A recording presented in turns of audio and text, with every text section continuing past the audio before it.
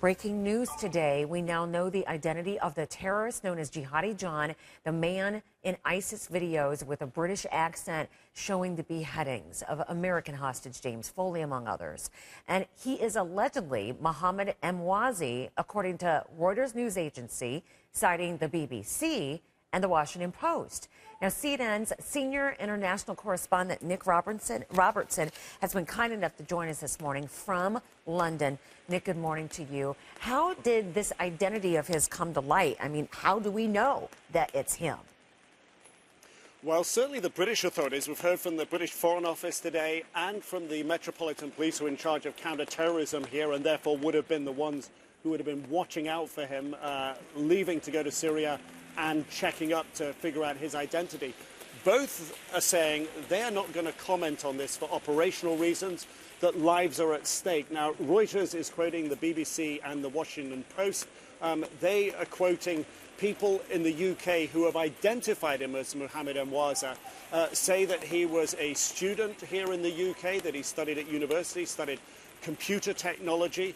They believe that perhaps the beginning of his radicalization, according to these friends quoted in these reports, say that when he went to Tanzania as a graduation gift from his parents for a safari, as way back as 2009, he was arrested at the airport, turned around and sent home. British intelligence operatives questioned him, saying that he was trying to join the jihad in Somalia.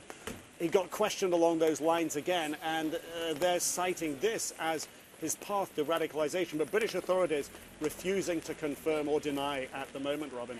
So is there a step forward then for the authorities here to try to get him? What we understand is that British authorities have known this for some time. The British ambassador to the United States said that they were very close to finding this out in late August, early September last year, right after the beheadings of James Foley and Stephen Sotloff, the American journalist.